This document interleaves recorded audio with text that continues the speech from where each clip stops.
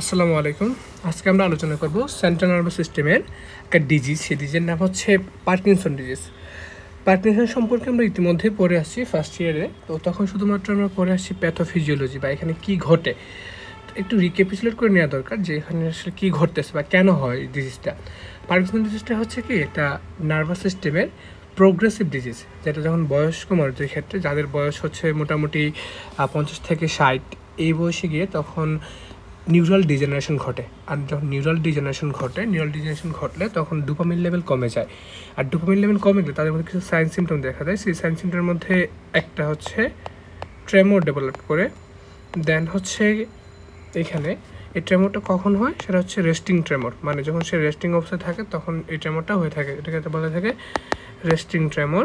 এবং ওইখানটা মুভমেন্ট হয়, সেই মুভমেন্ট হচ্ছে পিল রুনিং মুভমেন্ট, মানে পিল রুনিং তাসবি গোটা গুনার মতো যে মুভমেন্ট সেটাকে বলা থাকে পিল রুনিং মুভমেন্ট। দেন সেকেন্ড যে সিমটমটা ডেভেলপ করে সেটা হচ্ছে মাসেল রিজিডিটি, মাসেলটা শক্ত হয়ে যাওয়া, রিজিডিটি। থার্ড যে সমস্যা নিয়ে আসে সেটা হচ্ছে ব্রেডিকাইনেশিয়া। সেই ব্রেডিকাইনেশিয়াতে কী ঘটতেছে?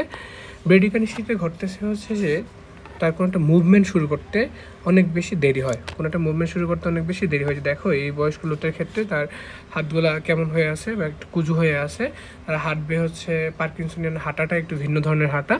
তো ওভারঅল এই তিনটা সিমটম দেখা যায়। একটা হচ্ছে ট্রেমর, সেটা রেস্টিং অবস্থা দেখা যায়, যখন কোনো কাজ শুরু করে তখন আর সমস্যা হয় না।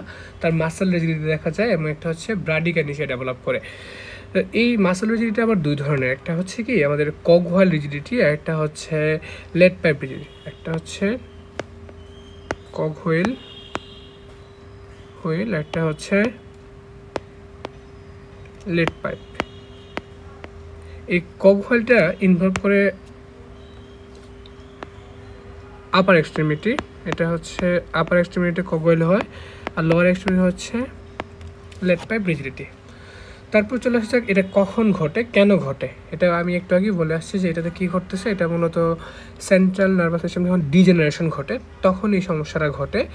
এবং যখন 20 থেকে 40% ডোপামিনার্জিক নিউরন নষ্ট হয় তখন সাইন সিমটম ডেভেলপ করে। আর যখন হচ্ছে তার 40 থেকে 70% নষ্ট হয় তখন সিভিয়ার সাইন সিমটম ডেভেলপ করে। তো এটা আস্তে আস্তে ডেভেলপ করে মোটামুটি 2 থেকে 5 বছর সময় লেগে যায়। আর এটা মূলত হচ্ছে আমাদের মোটর মাসেল যেগুলো আছে, মোটর নিউরন ডিজিজ, হ্যাঁ, এই মাসেলগুলোকে মূলত ইনভলভ করে থাকে। এটা যেহেতু ব্রেনকে ইনভলভ করতেছে, ব্রেনের এই সমস্যাগুলোর পাশাপাশি আরও কী সমস্যা দেখা দিতে পারে, যেমন হচ্ছে ডিমেনশিয়া হতে পারে, হ্যাঁ, ডিমেনশিয়া মানে ভুলে যাওয়া, এবং হচ্ছে অ্যামনেশিয়া। এই দুইটা সমস্যাই তার ক্ষেত্রে দেখা দিতে পারে। এখন চলে আসা যাক হচ্ছে কজের ক্ষেত্রে আরও কিছু কজ আছে। সেই কজগুলো হচ্ছে কি, কজ যদি আমরা বলি, কজের ক্ষেত্রে একটু ছোটো করে নেই। কজের ক্ষেত্রে হচ্ছে এজ রিলেটেড, বয়স হওয়ার সাথে সাথে সেটা বাড়তেছে। এজ রিলেটেড ডিজেনারেশন, ভাইরাল ডিজিজের কারণে হতে পারে, ভাইরাল ইনফেকশনের কারণে হতে পারে। আবার হচ্ছে ব্রেনে যদি কোনো টিউমার হয়, টিউমারের কারণে হতে পারে। দেন কিছু কিছু ড্রাগের কারণে হতে পারে। সেই ড্রাগগুলো এই মুহূর্তে যদিও বুঝবো না আমরা, তারপরে আমরা আস্তে আস্তে পরবর্তী অবস্থায় বুঝতে পারবো। যেমন অ্যান্টিসাইকোটিক যে ড্রাগগুলো আছে, অ্যান্টিসাইকোটিক ড্রাগের ক্ষেত্রে এই সাইড ইফেক্ট হিসাবে পার্কিনসন ডেভেলপ করতে পারে। আলফা মিথাইল ডোপার ক্ষেত্রে ডেভেলপ করতে পারে, আলফা মিথাইল ডোপা। এবং অ্যান্টি ইপিলেকটিক ড্রাগ, খিঁচুনির জন্য যে ড্রাগগুলো ইউজ করা হয়ে থাকে সেই ড্রাগগুলোর সাইড ইফেক্ট হিসাবে ইপিলেকটিক ড্রাগ ক্ষেত্রে পার্কিনসন ডিজিজ ডেভেলপ করতে পারে। তারপরে চলে আসা যাক প্যাথোফিজিওলজিতে। সেই প্যাথোফিজিওলজিতে আমরা বলছিলাম যে ডোপামিন লেভেল যখন কমে যায়, ডোপামিন লেভেল কমে গেলে এই সাইন সিমটম ডেভেলপ করে। সেই প্যাথোফিজিওলজি বোঝার আগে আমাদের জানতে হবে ডোপামিনার্জিক পাথওয়ে সম্পর্কে। আমাদের দেহে 5 ধরনের ডোপামিনার্জিক পাথওয়ে আছে। সেই ডোপামিন পাথওয়ে 5 ধরনের মধ্যে হচ্ছে কি, মেসোলিম্বিক মেসোকর্টিক্যাল পাথওয়ে, দেন হচ্ছে nigrostriatal pathway, tuberoinfundibular pathway. Mesolimbic mesocortical pathway, nigrostriatal pathway, tuberoinfundibular pathway. তাছাড়া আছে হচ্ছে ইনসার্টো হাইপোথ্যালামিক পাথওয়ে এবং মেডুলারি পেরিভেন্ট্রিকুলার পাথওয়ে। এই পাথওয়েগুলোর মধ্যে আমাদের জন্য বেশি গুরুত্বপূর্ণ হলো নিগ্রোস্টেটাল পাথওয়ে, মেসোলিম্বিক মেসোকর্টিক্যাল পাথওয়ে এবং হচ্ছে টিউবেরো ইনফান্ডিবুলার পাথওয়ে। এখন দেখা যাক এইখানে যে নিগ্রোস্টেটাল পাথওয়েটা সম্পর্কে আগে জানি। নিগ্রোস্টেটাল পাথওয়েটা শুরু হয় আমাদের সাবস্টেন্সিয়া নিগ্রা থেকে, শেষ হয় কর্পাস স্ট্রিয়াটামে। এখানে ডোপামিন রিলিজ হয় এবং এটার ফাংশন হচ্ছে মূলত আমাদের যে মোটর কন্ট্রোল বা মাসেল মুভমেন্ট যেটা আছে বা মুভমেন্ট রিলেটেড যে ব্যাপারগুলো আছে সবগুলো নিয়ন্ত্রণ করে কি নিগ্রোস্টেটাল পাথওয়ে। এখন যদি কোনো কারণে এই পাথওয়েতে সমস্যা হয় তাহলে কিসে সমস্যা হবে? সমস্যা হবে হচ্ছে মুভমেন্টের ক্ষেত্রে। সো এই পাথওয়েতে যদি ডোপামিন কমে যায়, হ্যাঁ, এই পাথওয়েতে যদি ডোপামিন কমে যায়, ডোপামিন কমে গেলে আমাদের আজকে যে ডিজিজটা আলোচ্য বিষয় সেটা হচ্ছে পার্কিনসন ডেভেলপ করে। যখন নিগ্রোস্টেটাল পাথওয়েতে ডোপামিন কমে যায় তখনই হচ্ছে পার্কিনসন ডেভেলপ করে। তাছাড়া আরও পাথওয়ের মধ্যে কী কী আছে? মেসোলিম্বিক মেসোকর্টিক্যাল পাথওয়ে। এই মেসোলিম্বিক মেসোকর্টিক্যাল পাথওয়ে দুইটা একত্রে আমাদের বিহেভিয়ার কন্ট্রোল করে থাকে। হ্যাঁ, আমাদের বিহেভিয়ার রিলেটেড যে ব্যাপারগুলো, অ্যাংজাইটি, রিওয়ার্ড, হ্যাঁ, ভালো লাগা কাজ করা, মন্দ লাগা কাজ করা, বা আমরা যে পড়াশোনা বাদ দিয়ে দীর্ঘক্ষণ মোবাইল ব্যবহার করি, ফেসবুকিং করি, এইটা ভালো লাগার যে ব্যাপারটা ডোপামিন, হ্যাঁ, ডোপামিন হিট খাওয়া যেটাকে বলা হয়, সেটা নির্ভর করে কোথায়? মেসোলিম্বিক এবং মেসোকর্টিক্যাল পাথওয়ে। যখন এই মেসোলিম্বিক বা মেসোকর্টিক্যাল পাথওয়েতে ডোপামিন লেভেল বেড়ে যায়, নিগ্রোস্টেটালতে হচ্ছে ডোপামিন কমে গেলে, আর এখানে হচ্ছে ডোপামিন বেড়ে গেলে তার সাইকোসিস ডেভেলপ করে। সাইকোসিস মানে হচ্ছে পাগলামি আচরণ, যেটা এই যে যখন লিম্বিক ডোপামিনটা এলিভেট হলে কি sign symptom, positive sign symptom যেমন হ্যালুসিনেশন, ডিলিউশন, হ্যাঁ, এইগুলো ডেভেলপ করে। আর যখন মেসোকর্টিক্যাল পাথওয়েতে হয় তখন হচ্ছে নেগেটিভ সাইন সিমটম বা কগনিটিভ ফাংশনটা নষ্ট হয়ে যায়। তাছাড়া আরেকটা পাথওয়ে আছে হচ্ছে টিউবেরো ইনফান্ডিবুলার পাথওয়ে। সেই টিউবেরো ইনফান্ডিবুলার পাথওয়েটা মূলত পিটুইটারি গ্ল্যান্ড থেকে প্রোলাকটিন সিক্রেশন, পিটুইটারি থেকে প্রোলাকটিন সিক্রেশন থেকে কন্ট্রোল করে। যখন এই টিউবেরো ইনফান্ডিবুলার পাথওয়েতে ডোপামিন কমে যায়, ডোপামিন কমে গেলে তাহলে কি বেড়ে যাবে? প্রোলাকটিনের উপর যে রেগুলেটরি পাওয়ার ছিল সেটা কমে যাবে। তাহলে কি প্রোলাকটিন তখন বেড়ে যাবে। আর যদি প্রোলাকটিন বেড়ে গেলে মেল এবং ফিমেলের ক্ষেত্রে কিছু সমস্যা দেখা যায়। মেলের ক্ষেত্রে তখন যে সমস্যা হতে পারে, প্রোলাকটিন বাড়লে যদি মেলের ক্ষেত্রে হয় গাইনেকোমেশিয়া এবং ফিমেলের ক্ষেত্রে হয়ে থাকে গ্যালাক্টোরিয়া এবং লস অফ লিবিডো। আচ্ছা, তাহলে আমরা মোটামুটি এখন ডোপামিনার্জিক পাথওয়ে সম্পর্কে জানলাম। এটার মধ্যে আমাদের গুরুত্বপূর্ণ কোনটা? একটা হচ্ছে নিগ্রোস্টেটাল pathway, mesolimbic mesocortical pathway, টিউবেরো ইনফান্ডিবুলার pathway. নিগ্রোস্টেটাল পাথওয়েটাই আজকে আমাদের আলোচ্য বিষয়, কারণ এখান থেকে ডোপামিনার্জিক নিউরনের যে ডিসফাংশন ঘটে সেটার জন্য পার্কিনসন ডিজিজটা ডেভেলপ করতেছে। আর মেসোলিম্বিক মেসোকর্টিক্যাল পাথওয়ে, এইটা আমরা অ্যান্টিসাইকোটিক ড্রাগ যখন পড়বো তখন সেখানে জানতে পারবো। এখন চলে আসা যাক মেইন প্যাথোফিজিওলজিতে।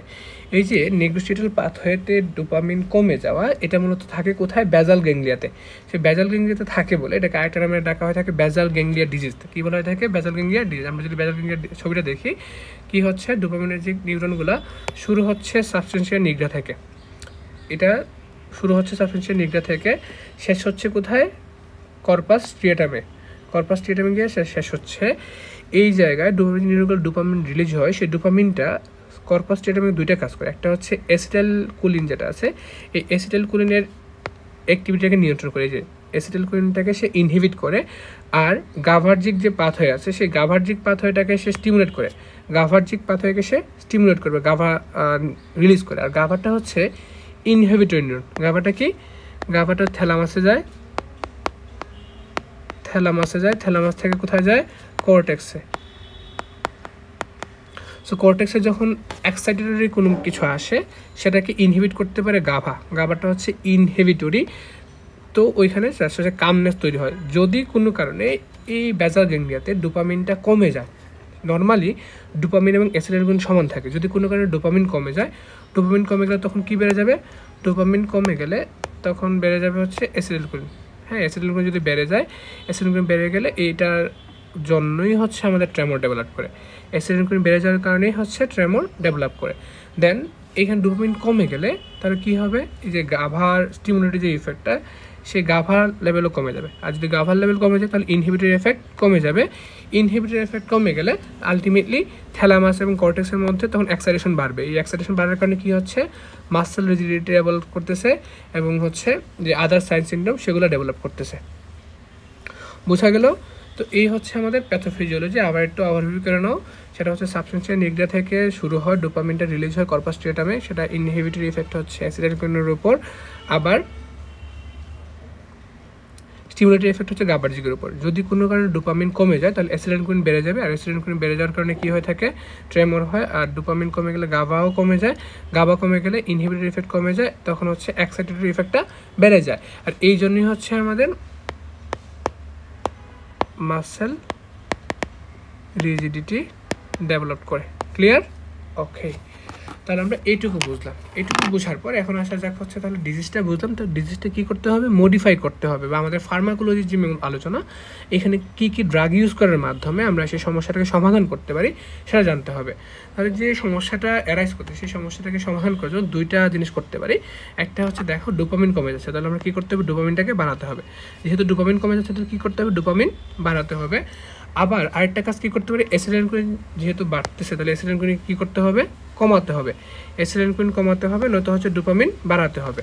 এটাই হচ্ছে আমাদের ফার্মাকোথেরাপি বা আমাদের টার্গেট ফার্মাকোলজি। সো ডোপামিন কীভাবে বাড়ানো যেতে পারে এবং অ্যাসিটাইলকোলিন কীভাবে কমানো যেতে পারে সেটা আমরা সামনে বিস্তারিত আলোচনা করব। যখন এই ডোপামিন বাড়ানোর জন্য কী ইউজ করতে পারি, ডোপামিন প্রিকারসর যে কিছু ড্রাগ আছে সেগুলো ইউজ করতে পারি, বা ডোপামিনার্জিক পাথওয়েতে কাজ করে ড্রাগস এফেক্টিং ডোপামিনার্জিক সিস্টেম, আর একটা হচ্ছে drug affecting cholinergic system. Dopamine সিস্টেমে কাজ করার মধ্যে আমরা ডিরেক্টলি ডোপামিনকে ব্যবহার করতে পারি না। কারণ ডোপামিনে কেন ব্যবহার করতে পারি না, ডোপামিনটা হচ্ছে ডোপামিন তোমরা ইতিমধ্যেই জানো, ডোপামিন হচ্ছে পোলার যৌগ। পোলার যৌগ হওয়ার কারণে সেটা কি করতে পারে না, ব্লাড ব্রেন ব্যারিয়ার ক্রস করতে পারে না। সো ডোপামিন সরাসরি আমরা তাই ইউজ করতে পারি না। আমরা তাই কি ইউজ করি, ডোপামিন প্রিকারসর। ডোপামিন প্রিকারসর হিসেবে কোনটা ইউজ করা হয়ে থাকে, লেভোডোপা। কি ইউজ করা হয়ে থাকে, লেভোডোপা ইউজ করা হয়ে থাকে। তাছাড়া আরও কী কী ইউজ করতে পারি, যেটা হচ্ছে ডোপামিনার্জিক অ্যাগনিস্ট, যে ব্রোমোক্রিপ্টিন, রুপিন বল ইউজ করতে পারি, প্রাইমিপ্যাক্সোল ইউজ করতে পারি। আবার হচ্ছে আমরা কি ইউজ করতে পারি, যে এটা সিনথেসিস এবং রিলিজ বাড়ানোর জন্য অ্যামান্টেডিন, সিনথেসিস এবং রিলিজ বাড়ানোর জন্য কি ইউজ করতে পারি, অ্যামান্টেডিন। আমরা জানি ডোপামিন বা আমাদের যে সিম্প্যাথেটিক ডিসচার্জ নিউরোট্রান্সমিটারগুলো সেগুলোকে মেটাবলিজমের জন্য দরকার হয়ে থাকে মোনো অ্যামাইন ট্রান্সফারেজ এনজাইম এবং হচ্ছে ক্যাটাকলো মিথাইল ট্রান্সফারেজ, মানে COMT, আর হচ্ছে মাউ। সো মাউয়ের আবার দুইটা ফর্ম আছে, একটা হচ্ছে মাউ এ, মাউ বি। মাউ বিটা মূলত মেটাবলিজম করে থাকে কাকে, ডোপামিনকে, আর মাউ এ হচ্ছে অ্যাড্রেনালিন, নরঅ্যাড্রেনালিনকে। তো আমরা এই এনজাইমগুলোকে যদি ইনহিবিট করতে পারি তাহলে কী হবে, আলটিমেটলি ডোপামিনের লেভেল বেড়ে যাবে। এই এনজাইমগুলোকে ইনহিবিট করার জন্য ডোপামিনের লেভেল বেড়ে যাবে, কারণ মেটাবলিজম কম হবে, মেটাবলিজম কম হলে ডোপামিন লেভেল বাড়বে, আর ডোপামিন লেভেল বাড়লেই আমাদের যে ফার্মাকোথেরাপি সেটা কাজে লাগবে। দেন চলে আসে দেখা হচ্ছে drug affecting cholinergic system. Cholinergic system আমরা বলে আসছিলাম অ্যাসিটাইলকোলিন বাড়ার কারণে সমস্যা হচ্ছে, তাই কী করতে হবে, অ্যাসিটাইলকোলিন যেন কমে যায় সে ব্যবস্থা করতে হবে। অ্যাসিটাইলকোলিন কমার জন্য আমরা কী ইউজ করবি, আমরা হচ্ছে অ্যান্টিমাস্কিনিক ড্রাগ হিসাবে কি ইউজ করে থাকি, প্রোসাইক্লিডিন, বাইপেরিডিন। প্রোসাইক্লিডিন, বাইপেরিডিন এগুলো আমরা ব্যবহার করে থাকি। ক্লিয়ার? তাহলে আমরা অ্যান্টি পার্কিনসন ড্রাগকে মোটা দাগে দুই ভাগে ভাগ করতে পারি, একটা হচ্ছে ডোপামিনার্জিক সিস্টেমকে অ্যাক্টিভেট করে, আরেকটা হচ্ছে কোলিনার্জিক সিস্টেমকে ইনহিবিট করে। ডোপামিনার্জিককে আবার চার ভাগে ভাগ করা যায়, ডোপামিন প্রিকারসর হিসেবে লেভোডোপা ইউজ করি, দেন হচ্ছে ডোপামিনার্জিক অ্যাগনিস্ট হিসেবে ব্রোমোক্রিপ্টিন, রুপিনিভেল ইউজ করতে পারি, প্রাইমিপ্যাক্সোল ইউজ করতে পারি, আর যে এনজাইমগুলোকে ইনহিবিট করার জন্য মাউ ইনহিবিটর, কমটি ইনহিবিটর ইউজ করতে পারি। রিলিজ বাড়ানোর জন্য আমরা অ্যামান্টেডিন ইউজ করে থাকি। আবার আরেকটা জিনিস হচ্ছে কি, যে পেরিফেরাল কনভার্সন ঘটে, কখনো কখনো ডোপামিনের পেরিফেরাল কনভার্সন ঘটে, সেটার জন্য আমরা কার্ভিডোপা ইউজ করি, যে পেরিফেরাল ডিকার্বোক্সিল এনজাইম ইনহিবিটরের জন্য কার্ভিডোপা ইউজ করি, সেটা আমরা বিস্তারিত সামনে জানবো। ওকে, তাহলে আমরা ফার্মাকোথেরাপি এবং ফার্মাকোলজি মেইন ড্রাগ ক্লাসিফিকেশনগুলো জানলাম। এখন চলে আসা যাক ইন্ডিভিজুয়াল ড্রাগ নিয়ে আলোচনায়। সেই ইন্ডিভিজুয়াল নিয়ে ড্রাগ নিয়ে আলোচনায় আমাদের জন্য সবচেয়ে বেশি গুরুত্বপূর্ণ হচ্ছে লেভোডোপা। আমরা ডোপামিন কেন ইউজ করি না, একটু আগে বলে আসছি যে ডোপামিনটা পোলার যৌগ, পোলার হওয়ার কারণে ব্লাড ব্রেন ব্যারিয়ার ক্রস করতে পারে না, তাই হচ্ছে আমরা সেটা কী করি না, ব্যবহার করি না। আমরা কোনটাকে ইউজ করি, লেভোডোপাকে ইউজ করি, কারণ লেভোডোপা হচ্ছে লিপিড সলিবল এবং এটা ব্লাড ব্রেন ব্যারিয়ার ক্রস করতে পারে। লেভোডোপা হচ্ছে lipid soluble, blood brain barrier cross করতে পারে। ব্লাড ব্রেন ব্যারিয়ার যখন ক্রস করে তখন হচ্ছে তার অ্যাক্টিভিটি বেসাল গ্যাংলিয়াতে সেটা ভেঙে গিয়ে কী হয়ে যায়, লেভোডোপাতে ডোপা ডিকার্বোক্সিলেজ এনজাইমের উপস্থিতিতে ডোপামিন হয়, আর ডোপামিন লেভেল যখন বাড়ে, ডোপামিন লেভেল যখন বাড়লে আলটিমেটলি আমাদের সাইন সিমটমগুলো ঠিক হয়ে যায়। তবে ডিজিজটা পুরোপুরি মডিফাই করা যায় না, সাইন সিমটমগুলো হচ্ছে রিজলভ করে। সো এটাতে একটা সমস্যা হচ্ছে কি, যে লেভোডোপাটার পেরিফেরাল কনভার্সন বেশি হয়। লেভোডোপা পেরিফেরাল কনভার্সন ডোপা ডিকার্বোক্সিলেজ এনজাইমের কারণে উপস্থিতিতে তখন পেরিফেরাল ইন্টেস্টাইনে হচ্ছে 70% মেটাবলিজম হয়ে যায়, বাকি 27 থেকে 29% মেটাবলিজম হয় পেরিফেরাল টিস্যুতে, এবং 1 থেকে 3% শুধুমাত্র পৌঁছায় ব্রেইনের ক্ষেত্রে, বা আমাদের যে টার্গেটটা সেই টার্গেটটা অ্যাচিভ করার জন্য মাত্র কাজে থাকে 1 থেকে 3%। তো এইখানে যেহেতু বেশিরভাগ জিনিসে বা বেশিরভাগ ড্রাগই থেকে যাচ্ছে পেরিফেরিতে, তাই পেরিফেরাল অ্যাডভার্স ইফেক্টটা বেশি পাওয়া যায়, আর আমাদের ফার্মাকোলজিক্যাল যে ইফেক্ট সেটা একটু কম পাওয়া যায়। তাই দেখা গেল যে এই জায়গায় ডোপা ডিকার্বোক্সিলেজ এনজাইমটাকে যদি কোনোভাবে ইনহিবিট করতে পারি তাহলে পেরিফেরাল কনভার্সন কমবে, আর পেরিফেরাল কনভার্সন কমলে তখন হচ্ছে ব্রেইনে ডোপামিন লেভেল বাড়বে, আর ব্রেইনে যদি ডোপামিন লেভেল বাড়ে তা আমাদের ফার্মাকোলজিক্যাল ইফেক্টটা বেশি পাবো। তাই টার্গেট করা হলো কাকে, ডোপা ডিকার্বোক্সিলেজ এনজাইমকে।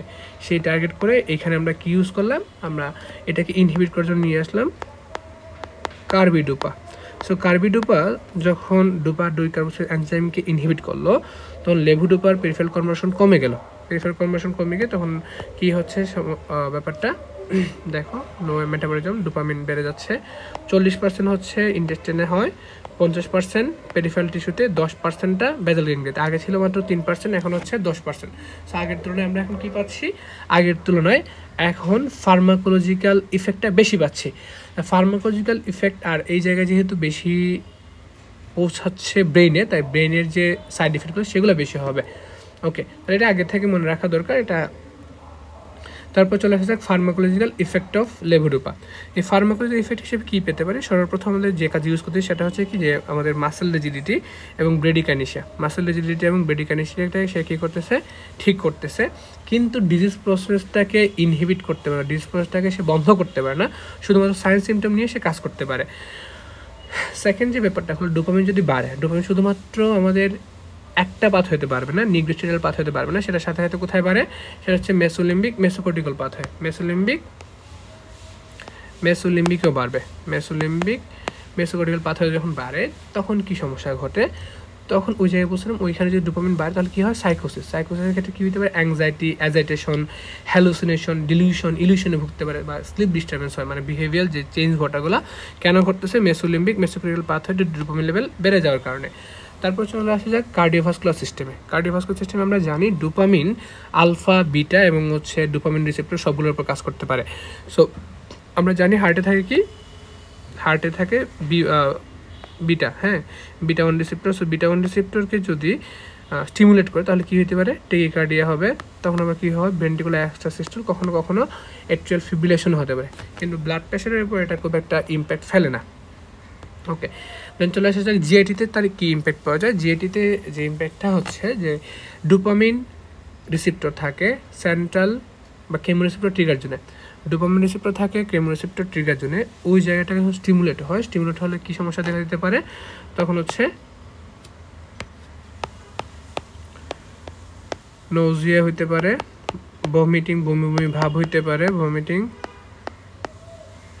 ভমিটিং হতে পারে, অ্যানোরেক্সিয়া হইতে পারে, মানে খাবারের অরুচি, অ্যানোরেক্সিয়া হইতে পারে।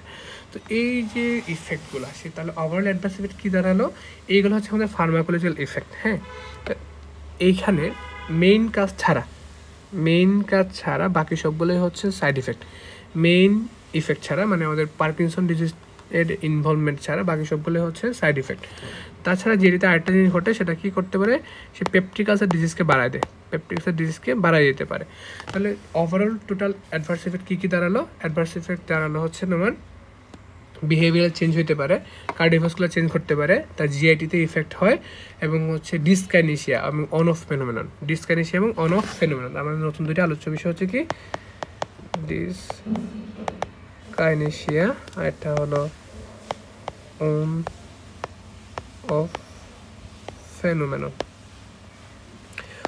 ফেনোমেনন। এই দুইটা কেন ঘটতেছে, এটা ঘটে মূলত ডোপামিন লেভেলটা ফ্লাকচুয়েট করে আমাদের ব্লাডের মধ্যে, সেরামের মধ্যে ডোপামিন লেভেল ফ্লাকচুয়েট করার কারণে তখন এই ডিসকাইনেসিয়াটা এবং হচ্ছে অন অফ ফেনোমেননটা ডেভেলপ করে। অন অফ ফেনোমেন মানে হচ্ছে পেশেন্টটা কিছুক্ষণের জন্য খুব ভালো মুভমেন্ট হয়, মানে অন মোডে আছে, আবার হুট করে হচ্ছে ডোপামিন আর কাজ করতেছে না, তখন একদম সব কিছু বন্ধ হয়ে যায়, সেটাকে বলতে থাকে অফ ফেনোমেন।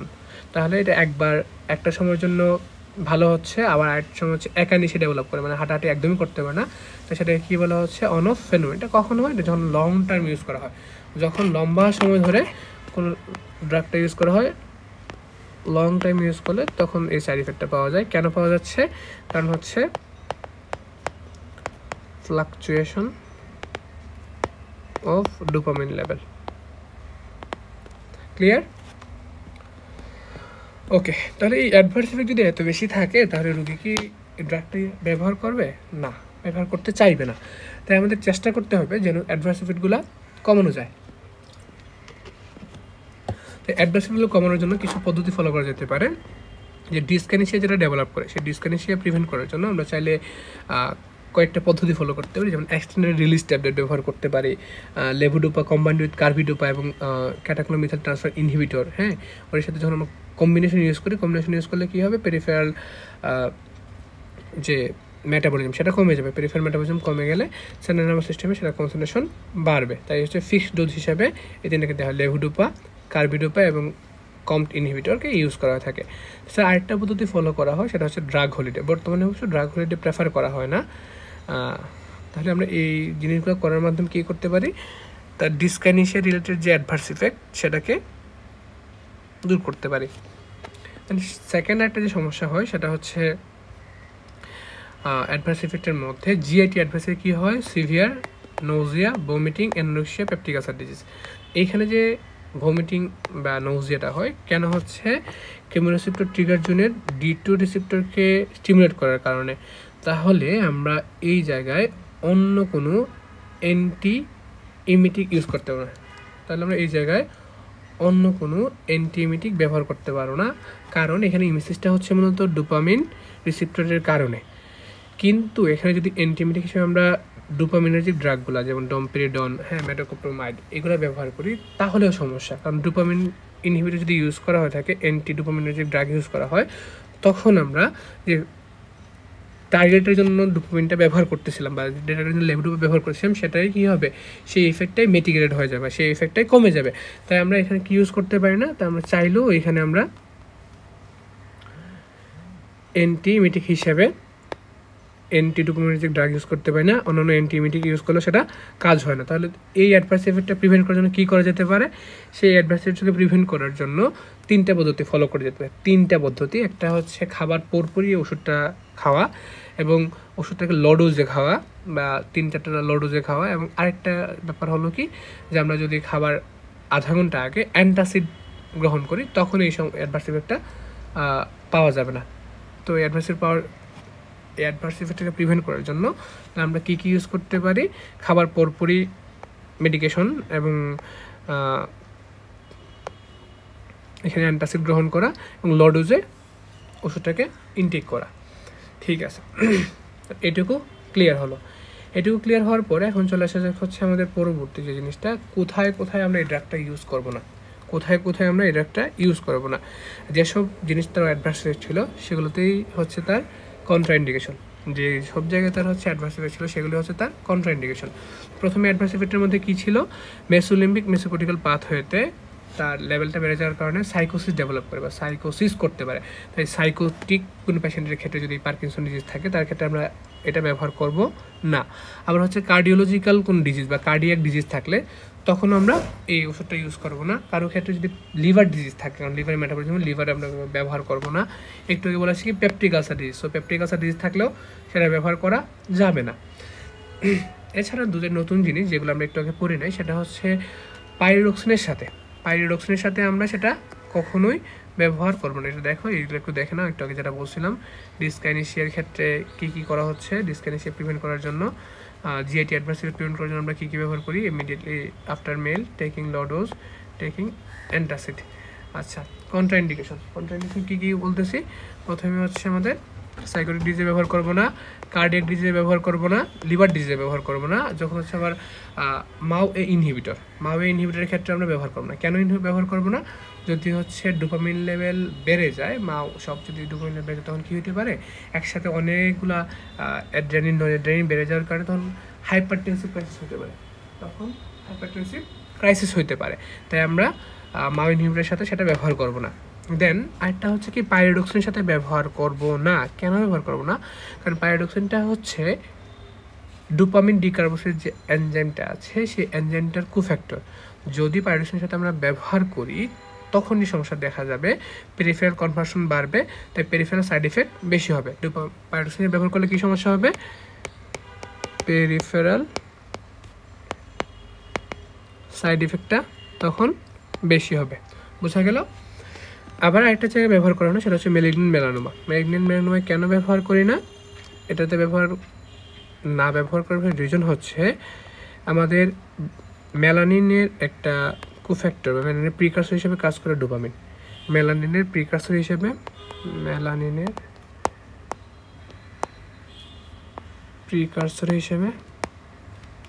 ডোপামিনের একটা ইফেক্ট আছে। তো যদি ম্যালিগন্যান্ট মেলানোমা বা স্কিন ক্যান্সার, তো তখন মেলানিন বেড়ে গেলে আবার সমস্যা কী হবে? এই ডিজিজটা বেড়ে যাবে। তাই আমরা সেই সব ক্ষেত্রে এটা ব্যবহার করি না। ক্লিয়ার? তাহলে এইটুকু আমাদের বোঝা গেল। ডোপামিনের যে ড্রাগগুলোর যে ইফেক্ট আছে, সেই ইফেক্ট আমরা বুঝতে পারছি। এখন আমরা দেখবো হচ্ছে অ্যান্টিকোলিনার্জিক ড্রাগ। হ্যাঁ, অ্যান্টিকোলিনার্জিক ড্রাগ হিসেবে কী কী ব্যবহার করা হয় একটু আগে বলছি। এখানে কী কী ব্যবহার করা হচ্ছে? এখানে ব্যবহার করা হয় প্রোসাইক্লিডিন, বাইপেরিডিন, ব্যানহেক্সল, ব্যানস্ট্রোপিন। এটা সব ক্ষেত্রে ইউজ করা হয় না, বা প্রথম ড্রাগ হিসেবে ব্যবহার করা না। কখন ব্যবহার করা হয়? তখনই যখন অ্যান্টিসাইকোটিক ড্রাগের কারণে, যখন antipsychotic drug induce Parkinson disease হয়, antipsychotic drug induce Parkinson disease হয়, ওইসব ক্ষেত্রে আমরা অ্যাসিটাইলকোলিন ব্যবহার করি। কারণ অ্যান্টিসাইকোটিকের ক্ষেত্রে অ্যান্টিসাইকোটিক কী করে? ডোপামিন লেভেল কমায়। অ্যান্টিসাইকোটিক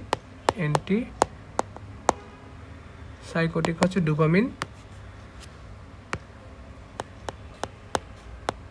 ডোপামিন কমিয়ে দেয়। ডোপামিন কমিয়ে দিলে তখন পার্কিনসন ডেভেলপ করে। তো ওই জায়গায় যদি হচ্ছে আমরা ডোপামিন অ্যাগনিস্ট ড্রাগ ইউজ করি, তখন লাভ হবে না। কারণ কি, ডোপামিন যতই বাড়ে না কেন, এখানে ডোপামিন আগে থেকেই কমে থাকছে, বা ওষুধের কারণে সেটা কমে যাচ্ছে। তাই আমরা ডোপামিন আর যে ড্রাগগুলো অ্যান্টিসাইকোটিক ডিজিজের ক্ষেত্রে ব্যবহার করতে পারি না। কি ইউজ করি? তখন আমরা ব্যবহার করতে থাকি অ্যান্টিকোলিনার্জিক ড্রাগগুলো। অ্যান্টিকোলিনার্জিক ড্রাগ কী করতেছে? তখন অ্যাসিটাইলকোলিনটাকে, যেহেতু ডোপামিন কমে যাওয়ার কারণে অ্যাসিটাইলকোলিন বেড়ে যায়, সেই অ্যাসিটাইলকোলিনকে সে ইনহিবিট করে বা কমিয়ে দেওয়ার মাধ্যমে ডিজিজ প্রসেসটাকে সে প্রিভেন্ট করে। বোঝা গেল? ওকে। ফার্স্ট ড্রাগ হিসেবে আমরা কখনোই অ্যান্টিকোলিনার্জিক ড্রাগ দিই না। এটা আমরা যখন অনেক দিন সমস্যা হয় বা কোনোভাবে কমতেছে না, তখন আমরা অ্যান্টিকোলিনার্জিক ড্রাগের কম্বিনেশন দিয়ে থাকি। ক্লিয়ার? ওকে। তাছাড়া আমাদের আরেকটা কথা কি ছিল, যে ডোপামিন অ্যাগনিস্ট ব্রোমোক্রিপ্টিন। এই ব্রোমোক্রিপ্টিন ড্রাগটা কী কাজে ইউজ করা যেতে পারে? সেটা হচ্ছে কি, আমরা জানি ডোপামিন বাড়ালে কী বাড়ে? ডোপামিন বাড়লে প্রোল্যাকটিন লেভেল কমে যায়। তো প্রোল্যাকটিন লেভেল কমে গেলে আলটিমেটলি মিল্ক সিক্রেশন কমে যায়। তো কোনো একজন প্রেগনেন্ট মহিলা তার বাচ্চা জন্মদানের পরেই সে বাচ্চাটা মারা গেল, তো ওই মুহূর্তে তো তার ল্যাকটেশন দরকার নাই, বা ওই মুহূর্তে তার ব্রেস্ট যে মিল্ক, সেই ব্রেস্ট মিল্কটা সিক্রেশনের দরকার নাই। তাই সেটাকে সাপ্রেস করার জন্য অনেক ক্ষেত্রে কি ইউজ করা হয়ে থাকে? এই ধরনের ব্রোমোক্রিপ্টিন ইউজ করা হয়ে থাকে, বা হাইপার প্রোল্যাকটিনিমিয়াতেও এটা ব্যবহার করা যেতে পারে। অন্য যে ড্রাগগুলো আছে, যেমন কম্ট ইনহিবিটর বা হচ্ছে মাও ইনহিবিটর, সেগুলোকে সিঙ্গেল ড্রাগ হিসেবে ইউজ করা হয় না। এখানে মোস্টলি ইউজ ড্রাগ হচ্ছে লেভোডোপা। সো আমরা যদি একটা সামারি করি, সেই সামারিটা হচ্ছে আজকে আমাদের আলোচ্য বিষয় ছিল পার্কিনসন ডিজিজটা কাদের হয়? যাদের হচ্ছে বয়স 60 থেকে 65 হয় এবং নার্ভাস সিস্টেমের ডিজেনারেশনের কারণে ডোপামিন লেভেল কমে গেলে তখন ট্রেমর ডেভেলপ করে, মাসেল রিজিডিটি ডেভেলপ করে, দেন হচ্ছে ব্রেডিকানেশিয়া হয়। এই সার্জারিগুলো কেন হয়? কারণ আমরা জানি ডোপামিনের পাথওয়ে কয়টা আছে? 5টা পাথওয়ে। আমাদের জন্য গুরুত্বপূর্ণ 3টা। একটা হচ্ছে নিউরোস্টিটাল পাথওয়ে, মেসোকর্টিক্যাল পাথওয়ে, আর একটা হচ্ছে টিউবুরি ইনফেন্টিবুলার পাথওয়ে। যখন এই নিউরোস্টিটাল পাথওয়ে ডোপামিন কমে যায়, ডোপামিনটা করতেছিল কি, সেটা অ্যাসিটাইলকোলিনকে ইনহিবিট করতেছিল, গাবাকে বাড়াচ্ছিল। ডোপামিন কমে গেলে অ্যাসিটাইলকোলিন বেড়ে যায়, আর অ্যাসিটাইলকোলিন বেড়ে গেলে তখন কী হয়ে যায়, অ্যাসিটাইলকোলিন বেড়ে গেলে তখন হয় ট্রেমর, অ্যাসিটাইলকোলিন বেড়ে গেলে কী হয়, ট্রেমর হয়। আচ্ছা, আর যখন গাফা কমে যায়, গাফা কমে গেলে তখন এক্সাইটেশন বেড়ে যায়, মাসল রিজিডিটি ডেভেলপ করে। আমাদের ফার্মাকোথেরাপি কি, ফার্মাকোথেরাপিতে ডোপামিন বাড়াতে হবে, অ্যাসিটাইলকোলিন কমাতে হবে, তাই আমরা ডোপামিন অ্যাগনিস্ট কিছু ড্রাগ ইউজ করি আর অ্যান্টি কোলিনার্জিক কিছু ড্রাগ ইউজ করি। আমরা ডোপামিন অ্যাগনিস্টের মধ্যে লেভোডোপাকে মোস্ট প্রেফারেবল, আমরা ডোপামিন ডিরেক্টলি ব্যবহার করি না, কারণ ডোপামিন পোলার, সেটা ব্লাড ব্রেন ব্যারিয়ার ক্রস করতে পারে না। লেভোডোপা কেন ইউজ করি, কারণ সেটা হচ্ছে ব্লাড ব্রেন ব্যারিয়ার ক্রস করতে পারে এবং সেটা বেজালিনের ডোপামিন লেভেল বাড়ায় দেয়। তো এখানে একটা সমস্যা হয় কি, এখানে ডোপা ডিকার্বক্সিলেজ এনজাইমের কারণে পেরিফেরাল কনভার্সন বেশি হয়, তাই সেটাকে প্রিভেন্ট করার জন্য আমরা কী করি, লেভোডোপা এবং কার্বিডোপার কম্বিনেশন ব্যবহার করি। ক্লিয়ার? পেরিফেরাল ইফেক্ট দেখলাম, এখন ফার্মাকোলজি ইফেক্ট, সেটা মাসল রিজিডিটি ছাড়া বাকি সবগুলো কি তাই অ্যাডভার্স বিহেভিয়ার চেঞ্জ ঘটে, মেসোলিম্বিক মেসোকর্টিক্যাল পাথওয়েতে, সিভিসিয়ার ট্যাকিকার্ডিয়া, ভেন্ট্রিকুলার অ্যাক্টাসিস্টুল হয়ে থাকে, জিআইটিতে এই যে ক্রেমোসার ট্রিগার জোনকে সে স্টিমুলেট করে, তাই nausea, vomiting, anorexia, peptic ulcer disease করতে পারে।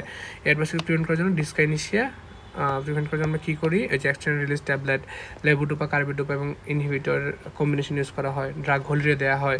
আবার হচ্ছে correction of GIT adverse effect, একটু আগেই বলছি কন্ট্রাইন্ডিকেশন কি, যে সব জিনিসের সমস্যা হয় এইসব জিনিস আমরা ব্যবহার করবো না, যেমন সাইকোসিস ব্যবহার করবো না, কার্ডিয়াক ডিজিজ ব্যবহার করবো না, লিভার ডিজিজ ব্যবহার করবো না, মাও ইনহিবিটরের সাথে ব্যবহার করবো না। পাইরোডক্সিনকে কেন ব্যবহার করবো না, কারণ পেরিফেরাল অ্যাডভার্স ইফেক্ট বেশি হয়। পাইরোডক্সিন কী করতেছে, এটা হচ্ছে এনজাইমের কোফ্যাক্টর, এটা হচ্ছে